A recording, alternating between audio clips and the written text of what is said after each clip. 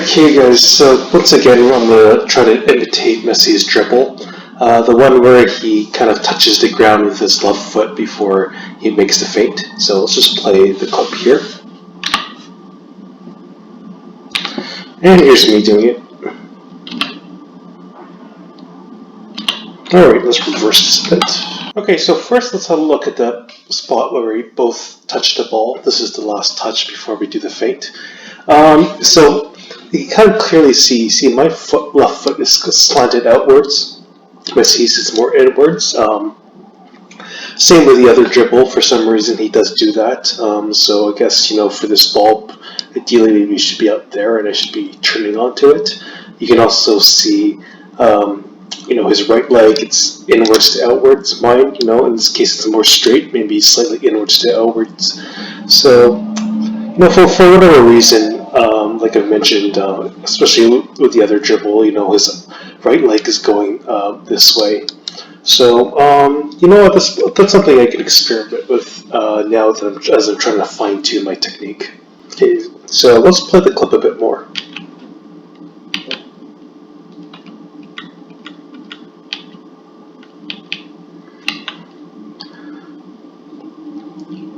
Okay, so at this point, our left foot is both planted onto the ground. You kind of see, the ball's a bit more to the right of Messi. Mine is more kind of in line with my left foot.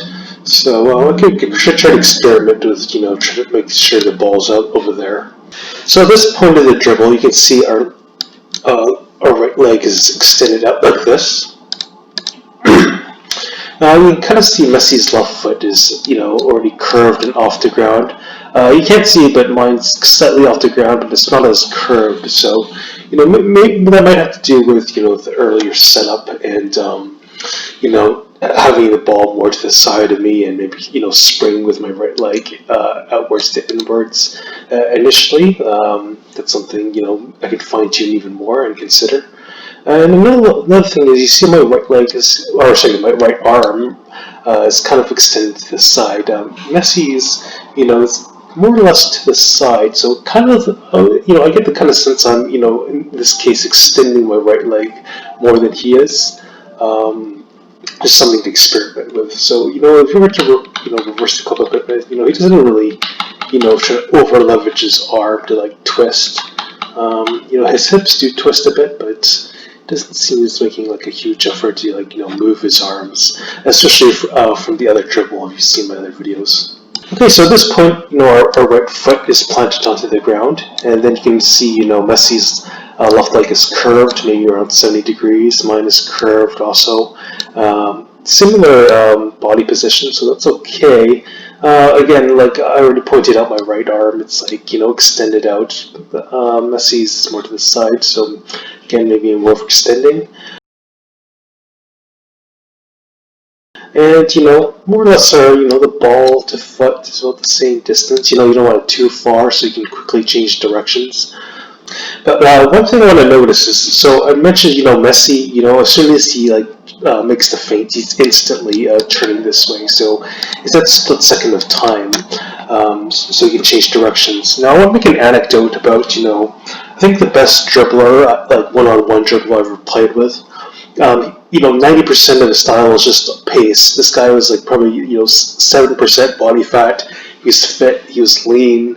He had to do the step overs. Now the step overs weren't I don't think anything too special, but he was able to change directions so fast that if you gave him that inch of space, he would blow past you. Kind of similar to what I did, a few nights ago at the park with the efficient movement speed with my other dribble. But I want to rely more on technique than pace. So I think that the few milliseconds, the half split second that you save by changing direction is very significant, even though it's small. You could, if Messi did the same motion, but it took him an extra half second to move to the other side. I don't think it'd be nearly as fucking, especially if imagine it would take a full 1 second for him to change direction. He probably wouldn't be anywhere where he is today, because the player I mentioned before who used his pace, he would consistently beat players. I would catch on, and at that time I was really fit, and I would try to really position myself really well. And so then he can really beat me as well, but he could beat other players really uh, um, really well back in the day. I remember the next year, he put on a bit of weight. Now, a bit of weight isn't like really fat. He went from like 7% to maybe 11% body fat, so still fairly lean for the average guy. But that he lost that very split second of pace of that change of direction. And, again, like it was very significant. Like he was nowhere near that player. So the thing I want to point out here is even though maybe like the overall motion between me and Messi kind of looks similar, but if I don't get that extra couple frames of speed, ideally with just efficient body movement, that's very significant in trying to beat players. So let's go on and see as I play the clip a bit more. You see Messi again he'll probably go more head on. Previously I was doing more of a semicircle, but now it's a bit more straight on. So let's play the next frame. There's Messi. There's me. Kind of see Messi kind of goes more directly to the ball. I still do curve a bit, so that's something I should maybe correct. Maybe I need to use even more of my right leg to spring from my initial plat position to over there, rather than go right foot, left foot, right foot. Let's play the next clip.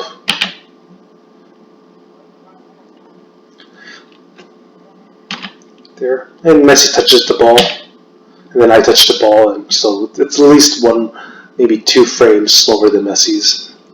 Let's reverse this a bit. This is the frame right before we hit the ground. As soon as we hit the ground, you'll see that Messi immediately springs this way. It kind of seems like I'm almost like trying to stop that momentum and then spring over to the other side, where should definitely just try to more or less be one fluid motion. Go there and then instantly spring to the other side.